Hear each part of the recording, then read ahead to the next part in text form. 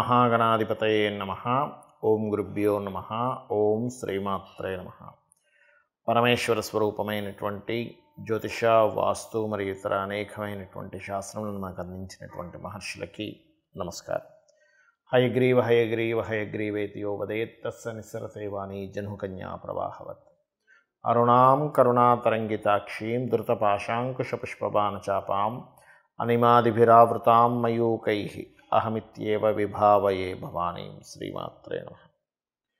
ప్రేక్షకులందరికీ కూడా లలితాంబిక అమ్మవారి యొక్క అనుగ్రహం పరిపూర్ణంగా కలగాలని మనస్ఫూర్తిగా కోరుకుంటూ మనం ఈరోజు చెప్పుకోబోయేటువంటి టాపిక్ ఏంటంటే, చూడండి, చాలామందికి ఒక్కొక్క జాతకాన్ని బట్టి, పర్సనల్ చార్ట్ని బట్టి వారు ఏ దేవత ఆరాధన చేస్తే బాగుంటుంది, అందులోని ఆ దేవతకి ఆ దేవతా సంబంధించిన మంత్ర జపం చేస్తే బాగుంటుందా, లేకపోతే ఆ దేవతా సంబంధించిన లేదా ఆ గ్రహ సంబంధించిన దానం ఇస్తే బాగుంటుందా, తర్పణము చేస్తే బాగుంటుందా. తర్పణము అంటే నీటితో కానీ పాలతో కానీ చేస్తూ ఉంటారు. అదేవిధంగా హోమము చేస్తే బాగుంటుందా అనేటువంటిది ఉంటుంది.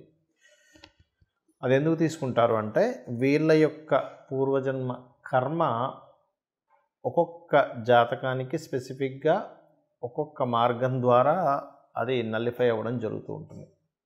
ఆ రకంగా అది పర్సనల్ చార్ట్ చూడాలి. మరి పర్సనల్ చార్ట్ అనేటువంటిది చూసుకోవాలంటే ఎవరికి వాళ్ళకి తెలిసి ఉండాలి, లేదా ఏదైనా ఆస్ట్రాలజర్ని కన్సల్ట్ చేసి ఉంటే వాళ్ళ లగ్నం నుంచి లగ్నాధిపతి ఎలా ఉన్నాడు, పంచమాధిపతి అంటే ఉపాసనా స్థానాధిపతి ఎలా ఉన్నాడు, లేదా భాగ్యాధిపతి ఎలా ఉన్నాడు, వీళ్ళకి ఏ పర్పస్ మీద అయితే వీళ్ళు పూజ చేస్తున్నారో, లేకపోతే హోమం చేస్తున్నా, తర్పణం చేస్తున్నా, ఆ పర్పస్ని ఫుల్ఫిల్ చేసేటువంటి గ్రహ దశ నడుస్తుందా లేదా, ఒకవేళ నడవనట్లయితే ఆ గ్రహ దశ అనుకూలించేలాగా ఏ దేవతకు చేసుకోవాలనేటువంటిది ఉంటుంది. అయితే ఇవాళ మనం చెప్పుకోబోయే టాపిక్ ఏంటంటే, సహజంగా మీరు పలానా లగ్నంలో పుట్టారు, ఉదాహరణకి మేష లగ్నంలో పుట్టితే ఎవరికి తర్పణం కానీ హోమం కానీ ఇవి చేయాలి, లేదా వృషభ లగ్నంలో పుడితే ఏంటి అనేటువంటిది నేను మీకు ఒక్కొక్క లగ్నరీత్యా నేను చెప్తాను. ధనుర్లగ్నము, ధనస్సు రాశి. ధనస్సు వారి కన్నా చూసుకున్నట్లయితే మీరు కూడా హోమములు అంటే ఎంత హోమాలు చేస్తే అంత బాగుంటుంది. ఎవరికి చేయాలండి? లక్ష్మీ నృసింహస్వామి యొక్క హోమము లేదా సుదర్శన హోమము చేయడం అనేటువంటిది మంచి ఫలితాలు ఇస్తుంది. దీంతోపాటు బొబ్బర్లు అంటారు. బొబ్బర్లు దానంగా కనుక ఇస్తూ ఉన్నట్లయితే శుక్రవారాల పూట మీ యొక్క పూర్వజన్మ కర్మ ఏదైతే ఉందో అది ముందుకు కదులుతుంది. ఎందుకంటే సర్వసాధారణంగా ధనుర్లగ్నంలో జన్మించారు అంటేనే వాళ్ళకి తెలుసో తెలియకో వాళ్ళ జీవిత భాగస్వామి వీళ్ళ మైండ్ సెట్ కనెక్ట్ అయ్యేటువంటి వాళ్ళు రాకపోవడం వల్ల అనవసరమైనటువంటి ఘర్షణలను, గొడవలను ఏదో ఒకటి జరుగుతూ ఉంటుంది వీళ్ళ లైఫ్లో. కాబట్టి ఈ కాంబినేషన్ వల్ల ఏమవుతుంటుందంటే వీరికి సరైనటువంటి సమయంలో సరైనటువంటి నిర్ణయాలు తీసుకోలేకపోవడము, అంటే ముఖ్యంగా వివాహ సంబంధించిన విషయంలో జరుగుతుంటుంది. ఎప్పుడైతే వీళ్ళు కొంతమంది హోమాలు చేయించుకోలేరు అనుకోండి, ఉదాహరణకి ఏమంటే మాకు అంత స్తోమత లేదు, కొన్ని వేల ఖర్చు అవుతుంటుంది ఆ సామాగ్రికి కానీ పురోహితులకు కానీ, అప్పుడేం చేయాలి అంటే, కనీసం హోమాలు జరుగుతున్నటువంటి ఉంటుంటాయి, మనకు లైవ్లో ప్రోగ్రామ్స్ వస్తూ ఉంటాయి యూట్యూబ్లోని, వాటిని చూస్తూ ఉండండి. కనీసం చూస్తూ ఆ హోమం చూస్తూ మీరు మనసులో లక్ష్మీ నరసింహస్వామి నమః, నేను ఏ దేవతా సంబంధించిన వాటికైతే చెప్పానో ఆ స్మరణ చేస్తూ ఉన్నట్లయితే ఆ ఫలితం మీకు వస్తుంది. ఇది చేయించుకోలేని స్థితిలో ఉన్నవారు, డబ్బులున్న వాళ్ళు కాదు నేను చెప్పేది, డబ్బుల్ని లోబిగా కనుక ప్రవర్తిస్తే మళ్ళీ ఫలితం రాదు. నిజంగానే స్తోమత లేదు, నిజంగానే ధనానికి ఇబ్బంది పడుతున్నారు, కానీ సమస్యలు ఎక్కువగా ఉన్నాయి, అలాంటప్పుడు నేను చెప్తున్నాను. కానీ ఆల్రెడీ లక్షలు సంపాదిస్తున్నామండి, కానీ నేను లోబిగా రూపాయి ఖర్చు పెట్టకుండా నేను ఇలా చేసేసుకుంటానంటే ఫలితం రాదు. ఎందుకంటే భగవంతుడికి అంతా తెలుసు కదా. అంటే మన ధనము రకరకాల వాటికి వినియోగింపబడాలి. ఖర్చు పెట్టలేని స్థితిలో ఉన్నాము, ఈ రూపంలో కూడా మార్గం ఉంటుంది. అదేవిధంగా మీరు క్షేత్రాలు ఉంటాయి, లక్ష్మీ నరసింహస్వామి క్షేత్రం కానీ సూర్యుడి ఆలయాలకు కానీ వీటికి ఎక్కువగా దర్శిస్తూ ఉండండి. ఈ క్షేత్ర దర్శనం ద్వారా కూడా పూర్వజన్మ కర్మ అనేటువంటి దగ్ధమవుతుంది. మరియు మరొక విషయం ఏంటంటే, శుక్రవారాలు దానం ఇవ్వమని చెప్పాను. ఒకవేళ దానం ఇవ్వడం కుదరలేదు, తీసుకోవాల్సిన ఎవరు లేరు, అప్పుడు అదే బొబ్బర్లని దగ్గరలో గోశాల ఉన్నట్లయితే ఆ గోవుకి ప్రత్యేకంగా అందులో దేశీవాలి గోవుకి పిడికెడు పెట్టండి. ఇంకా ఎక్కువగా తినగలిగితే ఎక్కువ కూడా పెట్టండి. అది కూడా శుక్రవారాలకు తినిపించండి. మీకు మీ పూర్వజన్మ కర్మ, ముఖ్యంగా వీళ్ళకి స్త్రీ శాపము అంటారు ధనుర్లగ్నం వరకు, ఆ స్త్రీ శాపం అనేటువంటిది తొలగిపోతుంది. మరి కొంతమందికి జన్మజాతకం ఉండదు, వాళ్ళ డేట్ ఆఫ్ బర్త్లు తెలియదు, వాళ్ళ లగ్నం తెలియదు, వాళ్ళ రాశి కూడా తెలియదు. అప్పుడు ఏం చేయాలి? జనరల్గా చేసుకునేవి కొన్ని ఉంటాయి. జన్మజాతకం తెలిసి వాళ్ళు తీసుకునే దీన్ని బట్టి ఉంటుంది. ఇది 2 రకాలుగా ఉంటుంది. ఒకటి మీకున్న సమస్యని బట్టి, రెండవది మీకు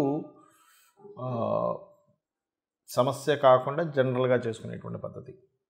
నేను 2 విషయాలు చెప్తాను. ఒకటి, నిత్యము సూర్య నమస్కారాలు చేసుకోవడం. నిత్యము సూర్య నమస్కారం చేసుకుంటూ సూర్యుడికి అర్ఘ్యం వదలడం. ఇక్కడ 3 విషయాలు ఎట్ ఏ సేమ్ టైం ఇక్కడ 3 విషయాలు ఒకటేసారి జరుగుతాయి. ఎలాగా అంటే, ఒకటి, సూర్యుడిని స్తోత్రిస్తున్నాము ఆదిత్య హృదయంతో, సూర్యభగవాన్ని నమస్కరిస్తున్నాము. సూర్యుడు అగ్నిస్వరూపం, అంటే సూర్యుడిని నమస్కరిస్తున్నామంటేనే ఒక హోమం చేస్తున్నట్టుగా, యజ్ఞం చేస్తున్నట్టుగా, సూర్యుడికి నీళ్ళు వదులుతున్నామంటే తర్పణం జరుగుతున్నట్టుగా. దీంతో పాటు మీరు ఆదివారం నాడు కానీ, సప్తమి వచ్చినప్పుడు కానీ, సూర్యుడి యొక్క నక్షత్రాలు అంటే కృత్తిక, ఉత్తరాషాఢ ఈ నక్షత్రాల్లో కానీ మీరు గోధుమలు దానంగా ఇచ్చినట్లయితే, మీ జన్మజాతకం తెలియదు కాబట్టి 4 విషయాలు చేస్తున్నారు. దానం ఇస్తున్నారు, సూర్య నమస్కారం చేసుకుంటున్నారు, అర్ఘ్యం వదులుతున్నారు, స్తోత్రపారాయణం చేస్తున్నారు ఆదిత్య హృదయం. దీనివల్ల ఏమవుతుంది అంటే, మీకు ఏదైతే పూర్వజన్మల్లో చేసినటువంటి కర్మ ఒకవేళ నెగటివ్గా వస్తున్నట్లయితే, ఆ నెగటివ్గా వస్తున్నటువంటి కర్మ అది అక్కడికట్లా ఏదైతే ఆ ప్రభావం చూపిస్తూ మీకు ఇబ్బంది కలుగుతుందో ఆ ప్రభావం అనేటువంటి తగ్గుతుంది. ఇక రెండవది, లలితా సహస్రనామాలు మరియు పితృదేవత సంబంధించిన ఆరాధన. అంటే ఎలాగండి? మీకు డేట్ ఆఫ్ బర్త్ టైం ఏమీ తెలియవు. అప్పుడు ఏం చేయాలంటే, దేవీ భాగవతంలో అమ్మవారే స్వయంగా చెప్పినటువంటి తిథులు కొన్ని ఉన్నాయి. దాని తర్వాత ఇంకో 2 తిథులు కొంతమంది పెద్దవాళ్ళు చేర్చారనుకోండి. అవి ఏమిటి అంటే, ఒకటి చతుర్దశి, అష్టమి, నవమి. ఈ 3 తిథుల్లో నా యొక్క అనుగ్రహం అంటే అమ్మవారి యొక్క అనుగ్రహం చాలా దగ్గరగా ఉంటుందట. ఆ సమయంలో ఎవరైతే దేవీ భాగవత పారాయణం కానీ, చండీ సప్తశతి కానీ, ముఖ్యంగా లలితా సహస్రనామాలు కానీ ఎవరైతే పఠనం చేస్తారో, అంటే బాగా తీవ్రమైనటువంటి కష్టంలో ఉన్నారు, లేకపోతే బాగా తీవ్రంగా ఆగిపోయింది ఏదైనా ఒక విషయం, రోజుకి 27 సార్లు కనుక ఈ తిథుల్లో కనుక చేయగలిగితే మీకున్నటువంటి పూర్వజన్మ పాపకర్మ దగ్ధమవుతుంది. దాని ద్వారా మీరు ఇప్పుడు అనుకున్న సంకల్పం నెరవేరుతుంది. మరియు మొత్తం 5 తిథులు అన్నారు కదండి, 3 చెప్పారు కదా అంటే, తర్వాత చేరినటువంటివి అమావాస్య, పౌర్ణమి కూడా. అమావాస్య, పౌర్ణమి చేస్తే కూడా ఈ యొక్క అమ్మవారి అనుగ్రహం చాలా త్వరగా చాలా ఎక్కువగా వస్తుంది. ఇక పితృదేవత సంబంధించింది కూడా చేయాలని చెప్పాను. అదేమిటి అంటే, ముఖ్యంగా అమావాస్యల సమయంలో కానీ, మీ యొక్క పితృదేవతలకు సంబంధించిన తిథుల్లో కానీ మీరు, అంటే వాళ్ళు గతించినటువంటి తిథుల్లో కానీ మీరు స్వయం పాకము అంటారు. అంటే 1 కిలోనో 2 కిలోలో 5 కిలోలో మీకు తోచినంత మీ స్తోమతను బట్టి బియ్యము, 2 రకాల కూరగాయలు, 2 రకాల పప్పులు, ఉప్పు, చింతపండు, మిరపకాయలు, ఈ రకంగా వండుకునేటువంటి సామాగ్రి ఏదైతే ఉంటుందో, ఒక వ్యక్తి చక్కగా ఇంట్లో వంట వండుకోవడానికి గల సామాగ్రిని మీరు మీకు దగ్గరలో ఆలయంలో ఉన్నటువంటి పురోహితులకి పితృదేవతల కోసం అన్నట్టుగా ఇచ్చినట్లయితే, ఇది కూడా మీ జన్మజాతకంలో ఏదైతే రుణరోగ శత్రు సంబంధించినటువంటి భావం బాగా యాక్టివేషన్ అయి మీరు ఇబ్బంది పడుతున్నటువంటి అంశము చేత్తో తీసేసినట్టుగా ఆ యొక్క ప్రాబ్లం అనేటువంటి తగ్గుతుంది. అయితే ఇది చాలామంది ఎన్నిసార్లు చేయాలండి అని అడుగుతూ ఉంటారు. ఒకటే గుర్తుపెట్టుకోండి, నిరంతరము చేయండి. ఎప్పుడైతే మీరు దేవతా కార్యాలు కానీ, హోమాలు కానీ, యజ్ఞాలు కానీ, తర్పణాలు కానీ, లేనట్లయితే దానము కానీ మీరు ఎంత చేస్తూ ఉంటారో గుర్తుపెట్టుకోండి, మనం ఎన్ని ఖర్చు పెట్టినా ఒక జీవుడు అంటే ఒక మనిషి జన్మ ఎత్తినప్పటి నుంచి తన తుది శ్వాస అంటే ఆఖరి శ్వాస వరకు కూడా ఎన్నో లక్షలు కోట్లు సంపాదిస్తాడు, ఖర్చు పెట్టేస్తాడు. కానీ ఏది కూడా మన వెంట రాదు. కేవలం భగవత్ సంబంధించినటువంటిది, పరోపకారం చేసినటువంటి, పరోపకారంగా ఉపయోగించిన ధనం సంబంధించిన పుణ్యము మాత్రమే మన వెంట వస్తుంది, ఇది గుర్తుపెట్టుకోండి. కాబట్టి లేదా గోసేవ, గోవులకు వెళ్ళి సేవ చేస్తే కూడా అది పుణ్యంగా వస్తుంది. కాబట్టి ఇది చేయండి. ఖచ్చితంగా మీకు మీ జాతకంలో ఏ దశ నడుస్తుంది, ఏ అంతర్దశ నడుస్తుంది, గోచారంలో ఎలా ఉంది, ఇవేమీ మీరు కంగారు పడాల్సిన అవసరం లేదు. మీకు తెలియకుండానే సకల దేవతల యొక్క అనుగ్రహము, ఆ లలితాంబిక అమ్మవారి యొక్క అనుగ్రహం మీకు కలుగుతుంది. శ్రీమాత్రే నమః.